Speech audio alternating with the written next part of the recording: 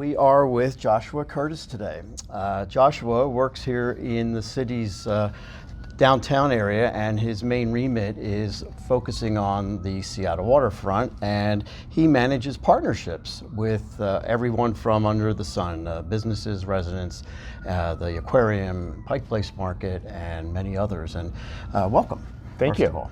Thanks for having me. Well, it's a pleasure. And first of all, I know I just highlighted that in 10 seconds, but your remit is much broader than that. If you want to elaborate a little bit more on what your job is? Sure. So I think it's really meaningful and says a lot about the project itself that we hired a partnerships manager, right? So partnerships really are core to the project. We work with a lot of nonprofit partners. Everything that we do wouldn't be possible but for a lot of our partnerships. So as you mentioned, we have a nonprofit partner, Friends of Waterfront in Seattle. They're helping us to raise the money to pay for the waterfront, but we'll also be managing the waterfront, so I work a lot with them. There's a lot of different agencies that I work with within the city that touch on this project. And then, we've got two primary partners that are going to be building parts of the waterfront project. So Pike Place Market recently completed their expansion. That is actually part of the waterfront project. Which is great. It's great, yeah. No, they did a wonderful job. And then Seattle Aquarium hasn't built yet, but they will be a very integral part of our Overlook Walk, which I know we'll talk about. We've seen a tremendous change in this city's landscape over the last 5-10 years, and we don't need to elaborate too much on all of that, but there's no more viaduct.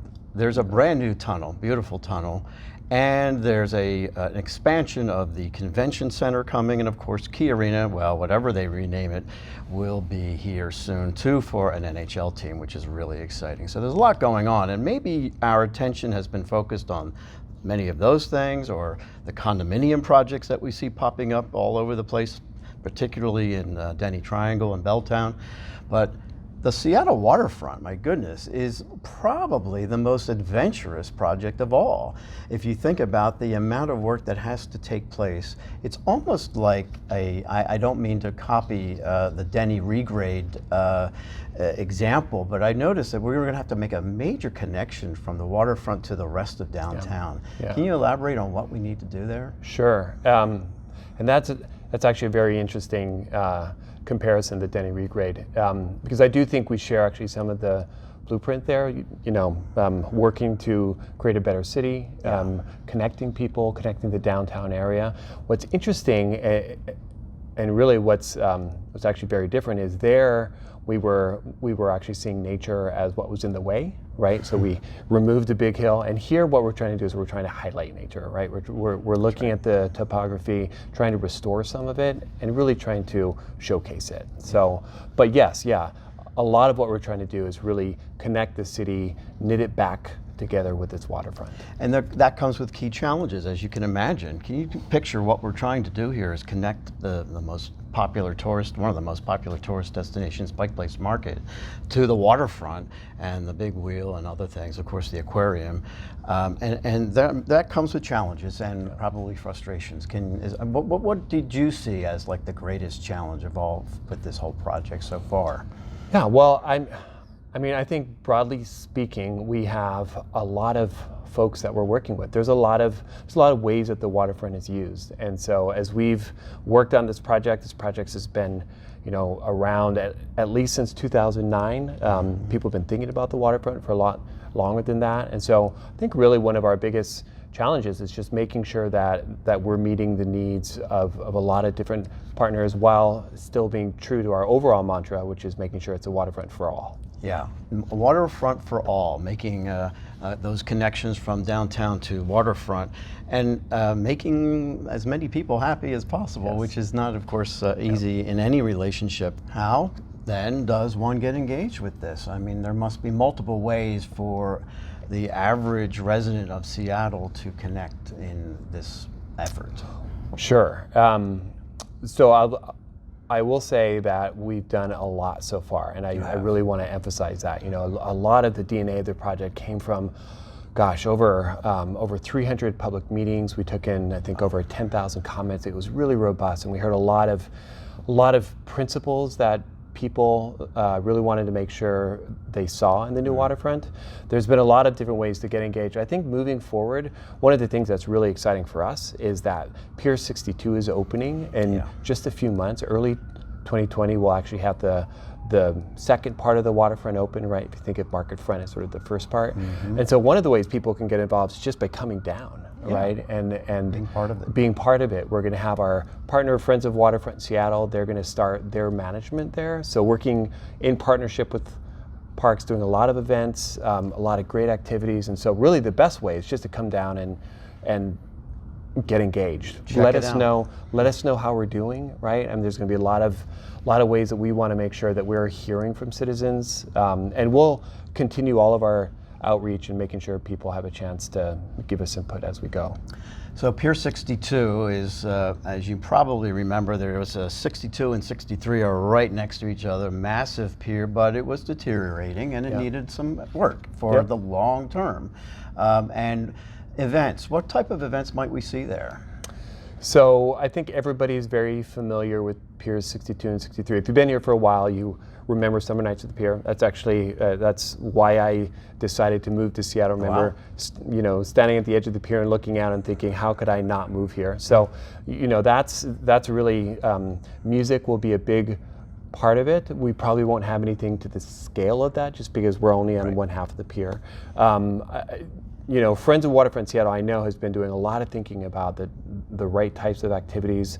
I think we're going to see things like free music, we're going to see food trucks, we're going to see pop-ups, and we're going to see a lot of different festivals and holiday markets, stuff like that. So here in the early part, we're really doing a lot of R&D, actually. We're really trying to test out what works well on the waterfront and what doesn't, because no park is exactly the same.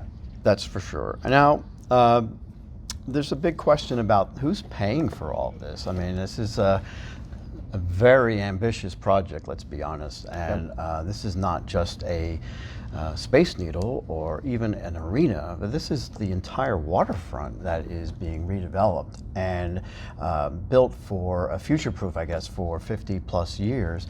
So who is getting the bill? So short answer is we all are. There is a mix, of course, like with any major transformative project where you want to do more than what you would normally do. You obviously start with public funding, so there's city and state and county funding and airport funding.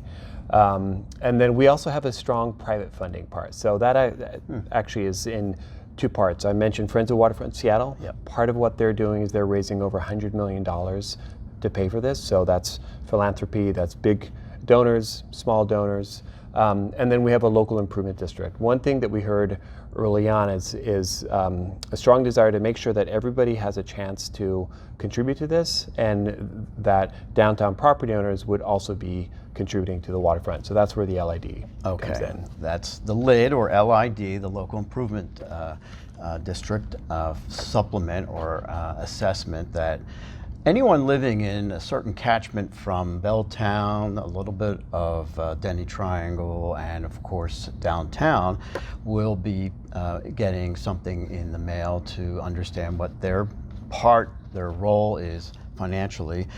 So let's touch on that a little bit. I think there's about 6,000 actual parcels of land, so people who could be billed for this, and you have business owners, you have residents, landlords, I guess you could say as well.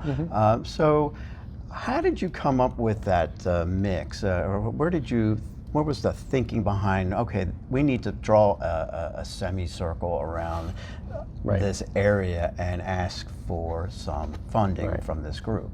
So LIDs are used a lot. Actually, a lot of our city, actually the regrade that we talked about earlier, that was actually partially funded by an LID. So they've been around for a long time. They're pretty. Denny didn't just pay for them? No, probably part of it. Of course, back then it was like 11 property owners, right? And now we've got 6,000 property owners. So the LID process itself is fairly prescribed. There's a way to do it. And what we did is we followed best practices, and generally what you want to do is you want to hire an appraiser, and you ask the appraiser, because the idea of the LID is predicated on this notion that that a public improvement will increase the property value, right? And a lot of what helps to determine what that increase looks like is how close you are to the actual improvement. Location. Yes, you know all about that. So we actually hired an appraiser, and he gave to us a feasibility study where he basically, relying on a lot of other work that had been done, but also a lot of his own groundwork. He went out there and he basically, after 4 or 5 months of studying it, came back to us and says, here's where I think the vast majority, if not all, of the benefit of the increase in property value will accrue. And so we took his advice and we created that boundary based on his work. Of course, people on the very edges of, farthest away from the improvements will pay less than folks closest to them, but generally that is how the benefit accrues. And to me, the Overlook Walk seems to be the magic or the gemstone of this new development. Tell us about that. Yeah, I think that's fair. It really is the heart of what we call the central space. And there's a lot going on there. So there's the Overlook Walk, but we also have the rebuild of Waterfront Park or Pier 58. We also have Market Front, and then we've got the Seattle Aquarium that's being rebuilt. Connecting all of that is this Overlook Walk. So it is an elevated public park.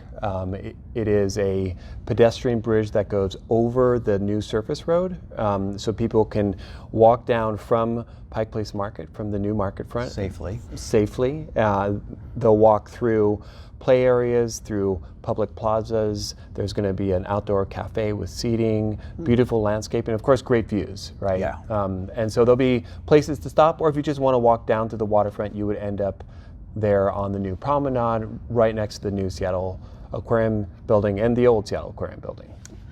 I picture the Sculpture Park Gardens in Belltown.